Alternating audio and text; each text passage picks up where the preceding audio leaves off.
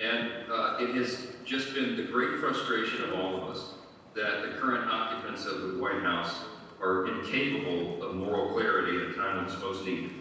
Joe Biden and Kamala Harris have both abandoned that field, and it's as if they don't understand that Hamas and Iran are the actual enemy, and that we have to deal with them appropriately.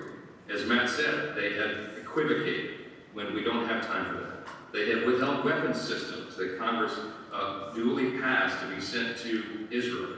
They've delayed. They've tried to dictate to Israel how to defend itself.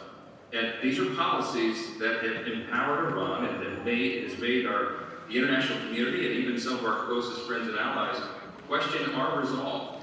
We do not have the luxury of that. And we have to change those policies. And I want to tell you, I'm very bullish about November, and I believe with new leadership, we will change those policies.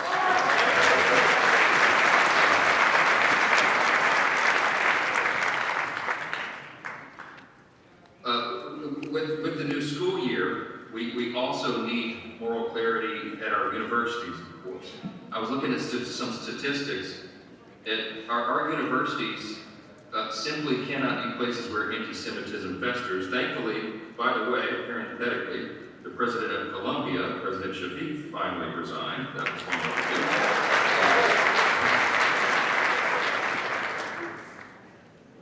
But I was looking at these statistics. Listen to this. You all probably know it, but 44% of college students say they rarely or never feel safe identifying as Jewish students on campuses in America. Shameful.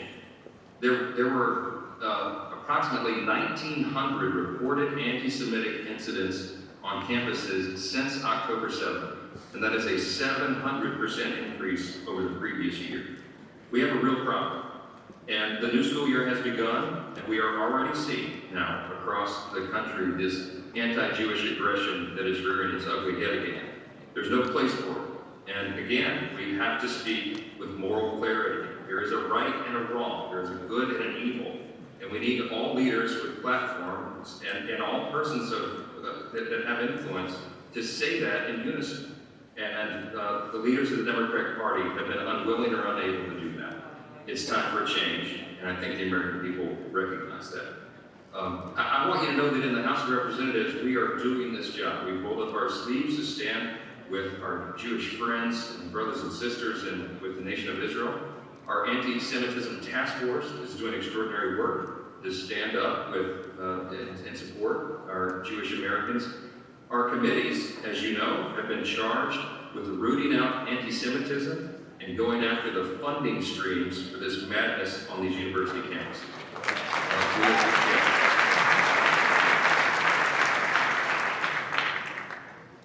We are also looking at some real reforms to the student visa program. If you're an aspiring young terrorist from the Middle East or anywhere, you don't get to come to American universities and prey upon your fellow students who are Jewish.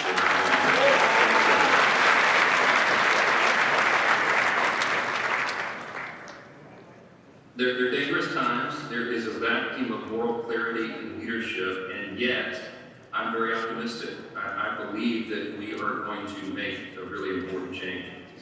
When Prime Minister Netanyahu came to the joint address and Kamala was absent, as was noted, he spoke forcefully and he reminded Americans and many people around the world of how important it is to stand with Israel at this really important time. It was a rallying moment, as he reminded us. Iran is using students, and many of them involved are just useful idiots. I couldn't have said it better myself. I think that's an apt description. It's long and hard work right now, but we have to continue to shine the light in the darkness and help educate all those who are involved in the anti-Semitism movement and who are saying phrases and chanting things they clearly do not understand the meaning of. It was just a few hours after Prime Minister Netanyahu spoke to Congress that we went to Union Station. I went with a dozen or so of my colleagues, Republican members of Congress who are also veterans, and we raised the American flag above Union Station again.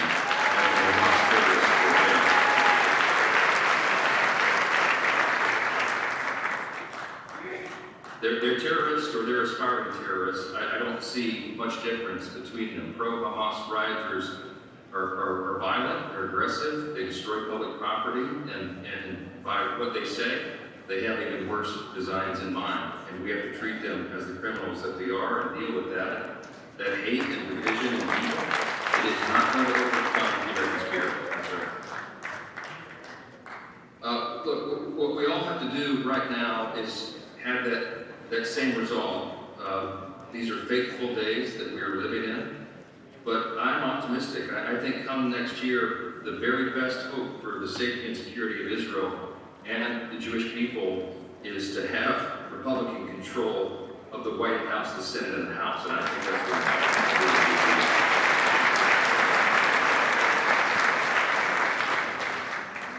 I think if we all work together, as we're saying, we'll be able to make that happen. I just wanted to close and share with you a brief anecdote. My good friend Saul Fox presented me with an extraordinary piece of history a few months back. And it was a piece of history that I've long studied and cherished as a constitutional law attorney in my previous life before I came to Congress. But Saul bought at auction one of the last known original copies of the New England newspaper that printed George Washington's famous letter to the Hebrew congregation in Newport, Rhode Island. It was dated August 18th of 1790. I know many in the room tonight are familiar with that piece. I have it on loan now. It's on display in a heavily secured glass case in the hallway of the Speaker's office, and I invite you all to come by and see it. It's a fascinating piece of history. President Washington's letter is noteworthy today because it's considered to have laid the groundwork for the First Amendment, which was adapted and adopted the next year in 1791. But he wrote that religious toleration in our new nation would give way to religious liberty. And he comforted the Jewish congregation by saying the government would not interfere with individuals in matters of conscience and belief, but moreover, it's how he concluded the letter is why we remember it so fondly and so warmly. This is what President Washington wrote in 1790.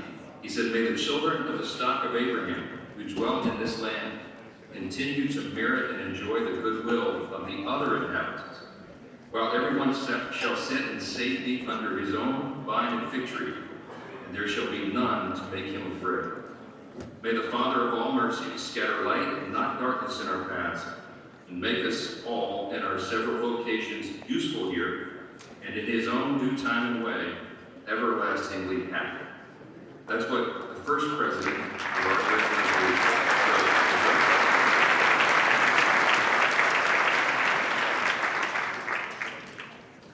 He wrote that to the Jewish congregation in Rhode Island, but it should be said and emphasized again still today. That is what America stands for. It is our Judeo-Christian heritage as a nation that made us the greatest nation in the history of the world. And that's imperiled right now, but it's a great time to shine the light. And I believe that we all will do that. I believe that people are going to come around to the truth again, that we're going to defend these priceless foundations, and that we will save this great republic. We have to do it together. I'm so grateful for the RJC, all that you are, all you stand for. You will always have a strong ally in this speaker, and I'm grateful to have been with you tonight. Thank you so much.